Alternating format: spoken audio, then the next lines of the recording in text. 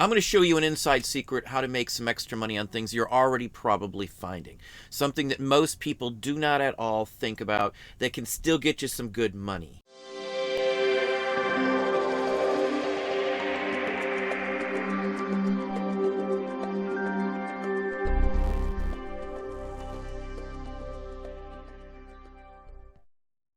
Hey, it's Don. Today I'm going to show you an insider, I can't say secret, but it's an insider thing that I've done for years and years. Something that makes us quite a bit of money. Now, we buy and sell records of all types all the time, whether they're cylinder records, 78s, 45s, LPs, 16 speed, 7-inch, 10-inch, 12, 14, 16, whatever size record that we can get our hands on, we do ship out. Now with 45s, which are some of the easiest ones to sell, easy to ship, we end up buying sleeves, the empty new sleeves by the 500 or 1,000 count when we need them. It's something that most people who are reselling records will do at some point. You'll buy the sleeves. When I'm out there, I'm able to buy big, massive assortments of 45, sometimes 5,000, sometimes 10,000, all at the very same time. And what comes with those are a ton of records that aren't worth much money at all. You'll get a whole bunch of them like that. They won't be worth listing, may not even be worth listing in a lot. So many times when I get those, I'll pull out all the ones that I can sell. I'll sleeve them if they don't have a sleeve or something like that. But there's one more step that I do that most people won't spend the time to do because they won't see any type of value. Now what I do is I will take off all of the company stock sleeves. Every one of these I have pulled from some 45, all different, all vintage. I'm going to show you what you can do with these, how to make some extra money with these when you have them. Most people just discard these. They'll get rid of them with the records that aren't worth listing. I, on the other hand, have figured out you can make some decent money out of these sorts of things. These are just examples of some of the vintage stock sleeves that are worth some money. And there are tons of them that can be worth some decent money. These are all otter labels. They're not as well known, or they're vintage. Some of them can be special, like this one here, which actually shows pictures of performers that are on the label. You know, vintage Atlantic, early Atlantic, like these here. Most of these sorts, though, will get you some value from collectors who are looking to replace ones. There's very specific ones, even stock ones, that were around when specific records were put out. Most record releases have a specific stock record sleeve that would have been issued with it. Many may not have actually had a picture sleeve at all with a photo of the artist or anything else like that. So these are what you get. Why would somebody want these original ones? Well, they want it as it was issued. So if you found a mint condition record that's worth some decent money, it never came with a picture sleeve, a lot of people will want just these sleeves. These are highly collected for that reason. Die-hard audiophiles, record collectors in general will buy these. I have never, ever in my life had a problem selling large lots, even small lots of these, for 40, 50, 60, even more than that bucks. We've sold individual empty sleeves like this with nothing in them for 15, 20, 30, even 40 bucks in some cases. There is a lot of value in these things. Most people don't assume that. Whenever I get rid of records, if the sleeve is still good, I keep it. And I will set it aside and bundle it like this as a lot and sell it. Let's look at some right now and give you a real good example of what I'm talking about. So we're on eBay, and I've just done a real quick search here for company 45 sleeve lot. That's all I'm looking for. Now you can type in stock sleeve. You can type in the very specific name of one, say, such as this Dunhill here. I would type in Dunhill, and you will find even more information than just what I'm showing you right here. This is just to give you an idea, a thought. This also works for 78 sleeves. I can sell 78 sleeves as easily, or if not more easily, than I can 45s because they don't make them as much. They're more expensive if you have to buy them new. It's harder to get the good condition ones, so when they do show up, people will buy them for decent money. Again, I've just got 45 sleeve typed in here. Same thing can go for inner sleeves for LPs. 33 1/3 LP records, long play records. You can sell the inner sleeves. You can sell empty covers, the album covers with no discs in them, depending on the album cover itself. Early jazz ones, say on a Blue Note. I've sold many of those with no record attached to it whatsoever, without any problem, for really good money. You would be surprised. So looking through here, you're going to see a lot that's sold for 250 bucks basically for 300 of these sleeves. Now this stack here is probably around 50 or 60 of them. I got a whole mess more. This is just to give you an example, but it doesn't take much to build up a big stack of these. They always sell. They always sell because someone is always wanting these sleeves, and most people just don't mess with them.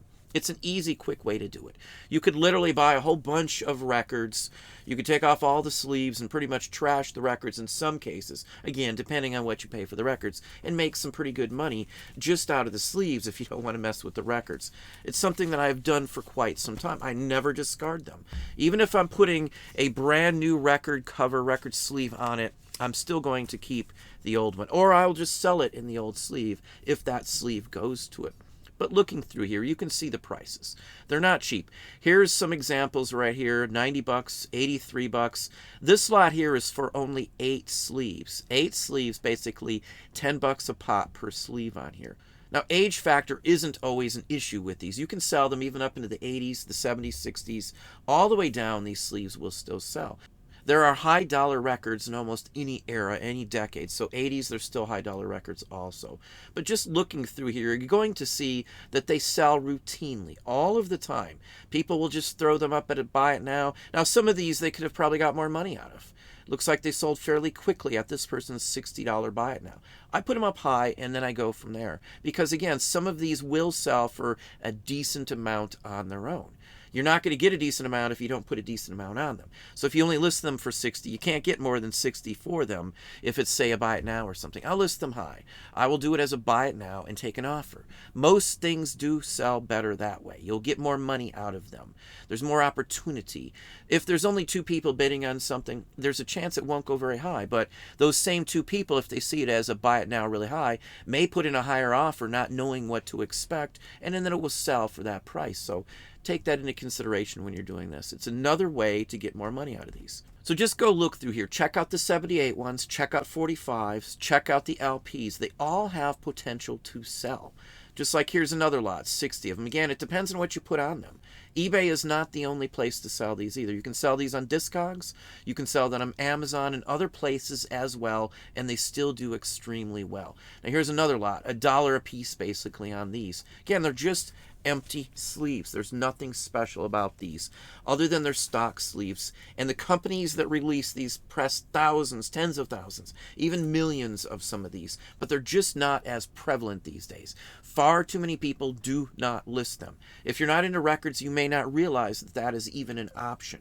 It's just time invested if you bought a big lot, or your time of building them up over, say, a month or so to get enough to relist as a lot. Sometimes if you're just starting into this, you may only get 10 or 15 sleeves a week. They'll add up. Everything adds up, and as you can see, roughly $1 a sleeve you can get in some cases depending on how you are pricing them.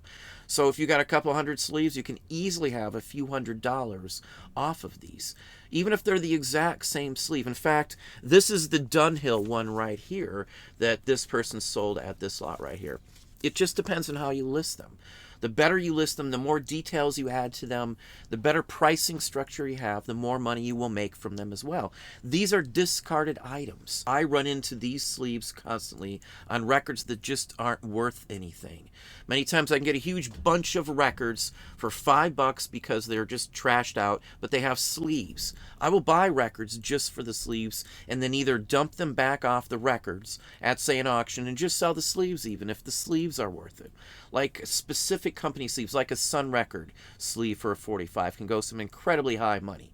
A Sun Record for a 78, say like an Elvis, you have an Elvis 78 on Sun, it's a $1,000 record plus in almost any condition. You're going to want an original sleeve to go with it. It never had a picture sleeve. It only had these stock sleeves that I'm showing you here. So don't look the other way when you see empty sleeves like these sitting somewhere, or you see a bunch of records with a ton of good sleeves and the records aren't worth anything. You would be surprised. Sometimes I've been able to take off the sleeves from an assortment from somebody who was going to get rid of them and not have to even pay for them. All it cost me was a few minutes to dump these off, and it's real easy to unload the records from these just by turning a stack upside down.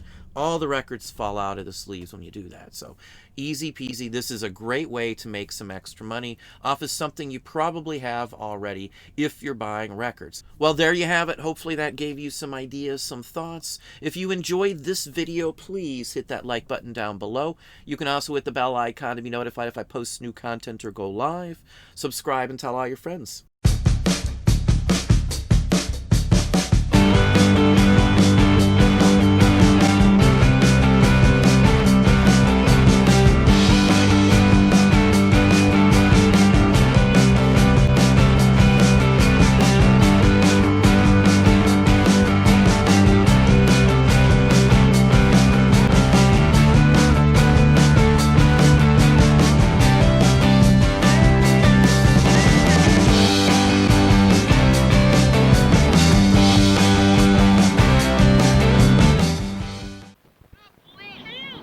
This calls for the sour stripe. Help! Help!